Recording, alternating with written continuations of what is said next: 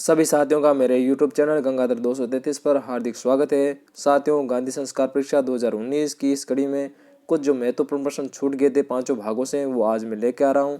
तो ये किसी कोई अन्य पार्ट नहीं, इन्हीं पार्ट में से हैं। कुछ महत्वपूर्ण प्रश्न छूट गए थे, वो लेके आ रहा हूँ। आशा करता हूँ कि आपको वीडियो अच्छा लगेगा और प्रश्न भी अच्छे लगेंगे, आपके लिए उपयोगी साबित होंगे।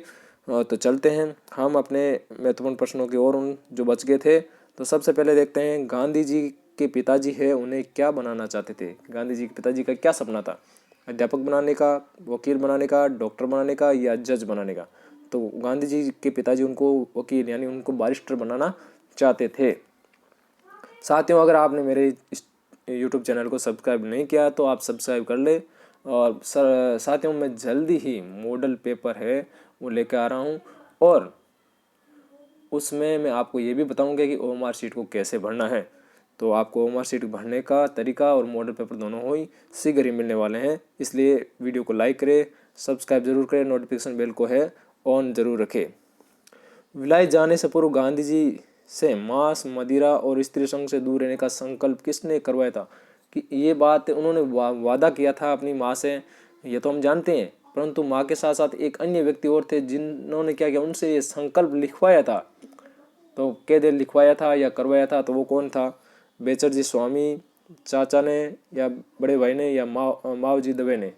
तो ये बेचरजी स्वामी थे, एक जैन साधु थे। उन्होंने है गांधी जी से ये संकल्प लिखवाया था, करवाया था।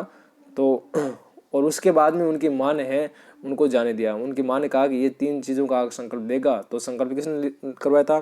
तो संकल्प हम जानते हैं, कोई साधु है, साधु महात्मा ही करवाते हैं। तो वादा तो था माँ का, और संकल्प दिलवाया बेचरजी स्वामी ने। तो आपको ध्यान रखना है, प्रश्न ये जरूर आने वाला है, या तो बेचरजी स्वामी होगा या उनकी माँ का होगा। और इस प्रश्न को आप ये तय मानकर चले कि आने वाला है। अगर माँ का आता है तो आपको माँ का करना है, और बेचरजी स्वामी तो अगर माँ का नहीं होगा तो बेचरजी स्वामी जरूर आएगा। विलायत जाते समय गांधी जी को कौन सा रोग हो गया था? तो जहाज में थे तो उन्हें एक रोग हो गया था, दमा का या दाद का या जुकाम या टीबी। तो उन्हें जहाज में दाद रोग हो गया, क्योंकि वो जहाज में जा रहे थे तो समुद्र से गुजरे थे। समुद्र का पानी खारा होता है, और खारे पानी में है साबुन घुलता नहीं है। तो उन्होंने है, गांधी जी कहते हैं कि मैंने नादानी से या बचपने से अपने अज्ञान से है उसे खारे पानी में साबुन लगा के नहाने का प्रयास किया। तो वो साबुन है वो पानी में घुला नहीं, इसलिए वो है चमड़ी पर जम गया। उसके कारण उनको है दाद रोग हो गया। तो इसलिए साथियों, आपको ये ध्यान रखना है कि जब भी दाद खाज खुजली हमारे हो जाती हैं तो उसका एक कारण होता है, वो है कि साबुन है हमारे शरीर पर जम जाता है, वो पूर्ण रूप से उतरता नहीं। इसलिए जब हम साबुन लगा कर नहाते हैं ना, तो हमें पूरा साबुन है उतारना चाहिए, अन्यथा दाद रोग हो सकता है। चौथा, अन्ना हार की हिमायत, ये एक किताब थी। इसके लेखक कौन थे जिससे गांधी जी बहुत क्या हुए, प्रभावित हुए, और फिर उन्होंने है अन्ना हार में बहुत ज़्यादा उनकी श्रद्धा बढ़ गई थी? तो उसके लेखक कौन थे? महात्मा गांधी, साल्ट, बेंथम या टॉलस्टॉय? तो वो थे साल्ट। साल्ट की ये पुस्तक थी अन्ना हार की हिमायत, जो उन्होंने विलायत में पढ़ी थी। आगे हम देखते हैं अगला जो हमारा 5वां क्वेश्चन है, 1860 में नेटाल के गोरों ने किस फसल के उत्पादन के लिए भारत सरकार से वार्ता कर हिंदुस्तानी मजदूरों को नेटाल आने की अनुशंसा है प्राप्त की? तो 1860 में जो नेटाल के गोरों का भारत के हिंदुस्तानी मजदूरों के साथ संबंध हुआ, तो उन गोरों ने किस लिए वहाँ पर उन मजदूरों को बुलाया था? कौन सी फसल के उत्पादन करने के लिए उनको बुलाया था? तो सब्जियों के उत्पादन करने के लिए, या संतरा के उत्पादन करने के लिए, या आम के उत्पादन करने के लिए, या गन्ना के लिए? तो गन्ने की खेती वहाँ पर है ज़्यादा होने की संभावना थी, इसलिए उन्होंने गन्ना की खेती करने के लिए भारतीय मजदूरों को बुलाया था। और हम जानते हैं कि वहाँ पर उन्होंने 5 साल का एक करार किया था, और उसकी 3-4 शर्तें थी जो मैं पहले बता चुका हूँ आपको।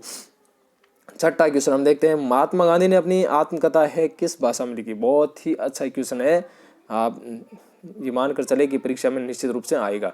तो उर्दू में, अंग्रेजी में, या गुजराती में, या हिंदी में?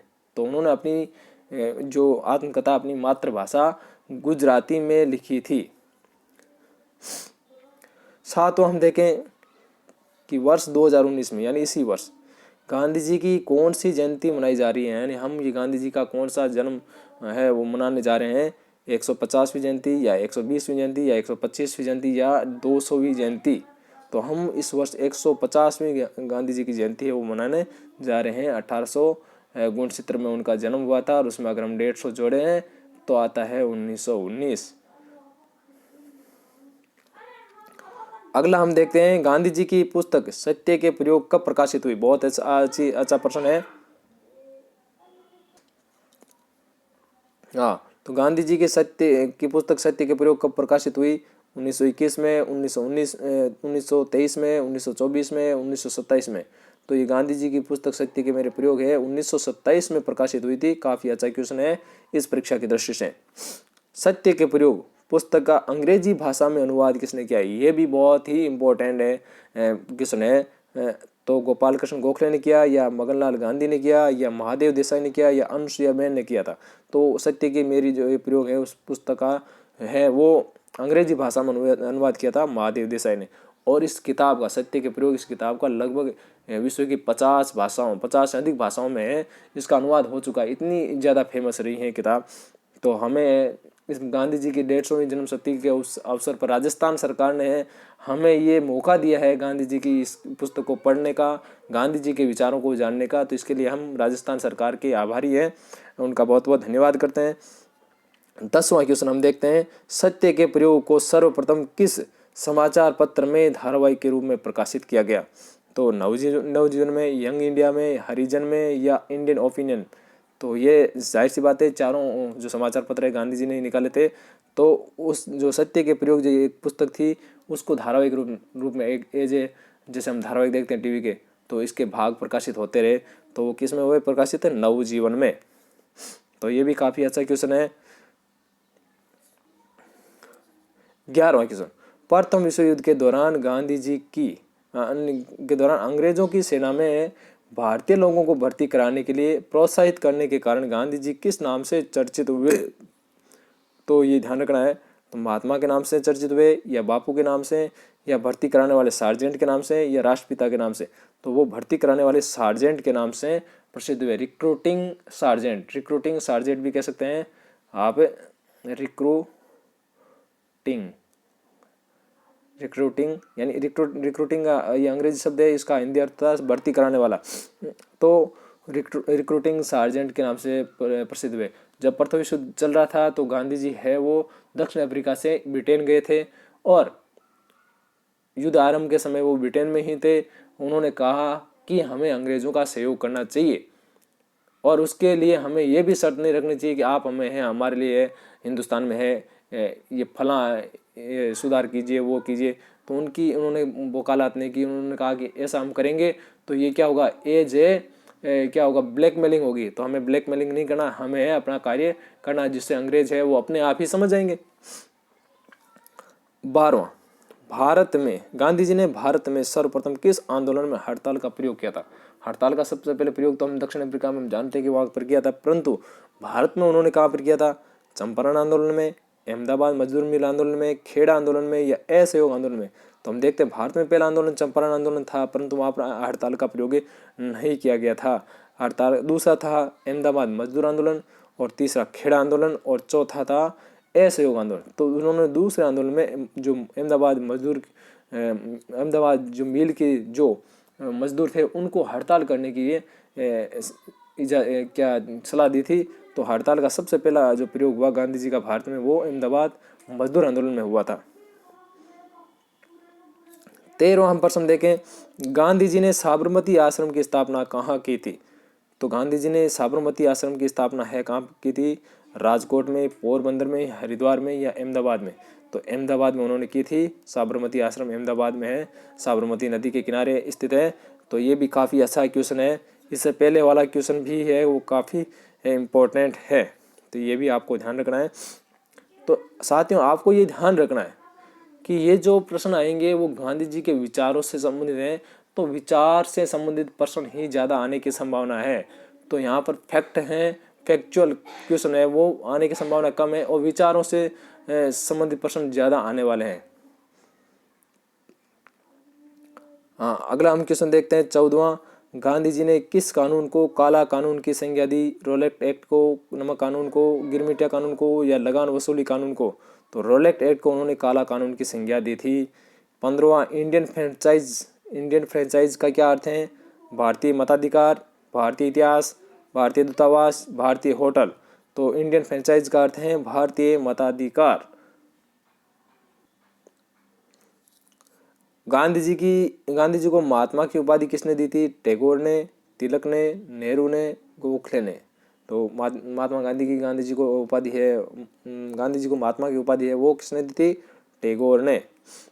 गांधी जी की आत्मकथा के अनुसार है, प्लेग के कीड़े कितने दिन तक जिंदा रह सकते हैं? उन्होंने अपनी किताब में ये लिखा है कि प्लेग के कीड़े इतने दिन जिंदा रह सकते हैं। उस दौरान वो भारत से दक्षिण अफ्रीका जा रहे थे, भारत में प्लेग का रोग था, इसलिए उनको है उतने दिन तक है उस स्टीमर में ही रोक के रखा था। तो कितने दिन थे वो? 18 दिन, 20 दिन, 21 दिन और 23 दिन। तो आंसर है 23 दिन। वो भारत से दक्षिण अफ्रीका 18 दिन में पहुंच गए थे, परंतु उन्होंने कहा कि इसको एक कहा था सूतक की संज्ञा, कि सूतक की संज्ञा दी कि 23 दिन सूतक रहेगा, यानी प्लेग के कीटाणु हैं वो 23 दिन जिंदा रहते हैं। अगर किसी व्यक्ति को अगर या कहीं सामान के साथ में अगर प्लेग के कीटाणु आए हुए हैं स्टीमर के साथ में, तो 23 दिन बाद में अपने आप मर जाएंगे। इसलिए किसी भी व्यक्ति को है 23 दिन पहले है स्टीमर से उतरने नहीं दिया।